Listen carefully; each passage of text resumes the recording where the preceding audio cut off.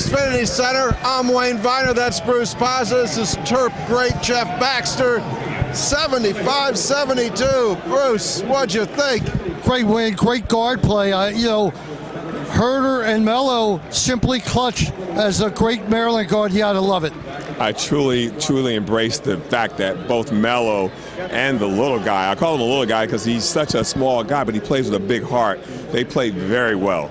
Yeah, great defense by Callan. And you know what? A little unsung guy tonight was DeMonte Dodd. Kept us in the game in the first quarter. Big rebounds. What do you have, 3 or 4 blocks, Wayne? He has 6 blocks, 6 points, That's a lot. 6 boards. That's a lot. And you know what? And a lot of times you have to remember, it's not actually the amount of points you score, it's when you score them or the impact you have on the game, both with rebounding and scoring. He did a great job. He set the tone in the beginning of the game. I was a little confused. What was Coach Queen's thought process down the wire there? I mean, is it the play to come up, pull up, and shoot something that can't be stopped? Well, because Blackman was so on fire tonight, I think that the whole ideology behind Coach Green's play was the fact to get him a jump shot so that he can get it off quickly and then give him an opportunity if he misses to score to try again.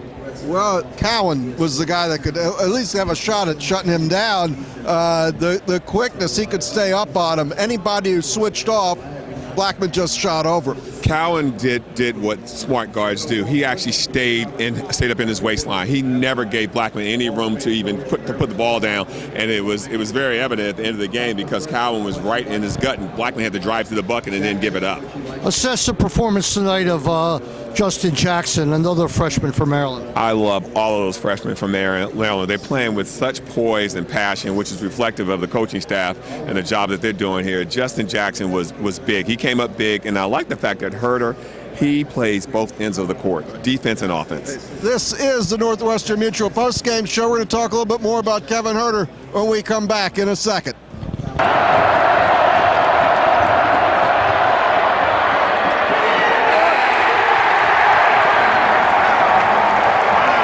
Support for TerpTalk Game Day comes from Dan Schiffman of Northwestern Mutual.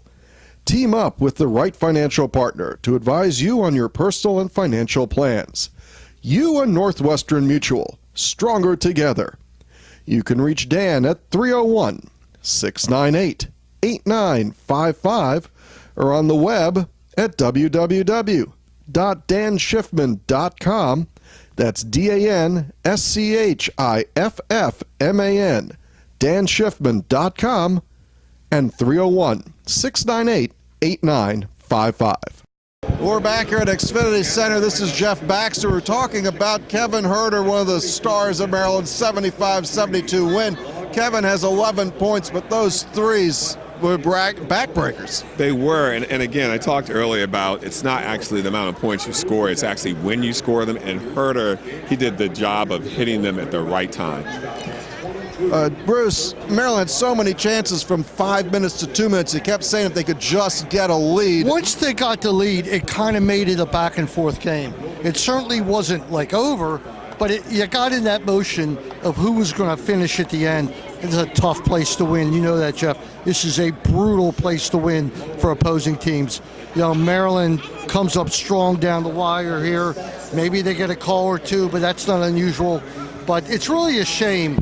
Back when you were in the ACC, you like a team like Indiana, you lose a game like this, but you get another shot at home. But you don't do that anymore. And that's, to me, that's what's missing somewhat. The one and done thing until the conference championships. And I don't like that. I concur with your statement you said, Bruce. I don't like the fact that it's one and done. You don't see them again until the tournament, and that's only a possibility. I like the fact that it's a home and away scenario, and you get a chance to get them back if you happen to lose to them on your home court.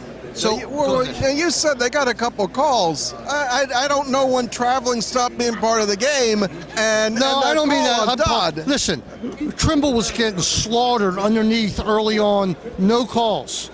Right. And then all of a sudden, when it mattered, he got the calls. And in my opinion, yes, and I think there was a lot. There was a 3-point play down here that should have been. He got butchered. Okay, remember the camera's over there. Yeah, okay. But okay, no. So how can it be, Jeff? You've done this for real. How is it not a foul for 46 minutes and suddenly it's a foul or whatever the case is, 36 minutes. You know, I'm starting to think that the referees are getting kind of into the game where they're allowing players to play up until the end of the game, and then when it gets a little bit tight or maybe a decision-making call or that they have to make the call, they make the call at that point. I think that's the way the game is going now. They're making the players earn it. In actuality, I will tell you this. I noticed Tom Crean actually was in the referee's ear telling them to make Melo earn it. It was interesting enough that he had to earn it tonight. Yeah, you know, it's funny. The one good thing about college basketball versus college football, that championship game last night was fantastic.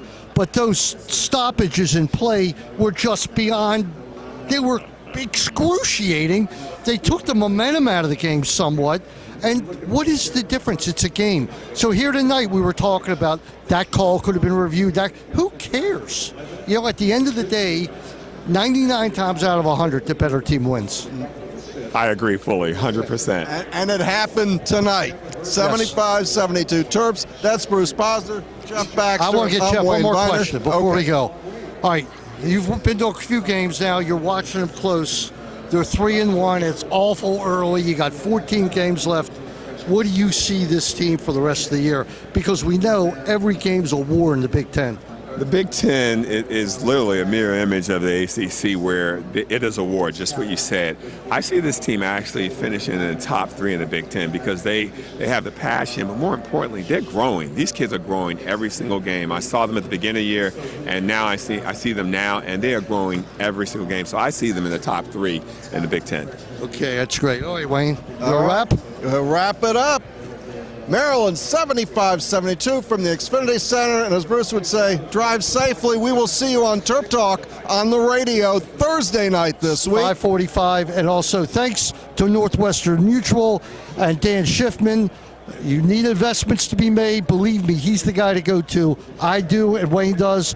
And also, of course, to Meyer Consulting for the great sponsorship they give us. And to our good buddy here, almost feels like a member of Terp Talk now, Jeff Baxter. All right. Take care, everybody. Drive safely.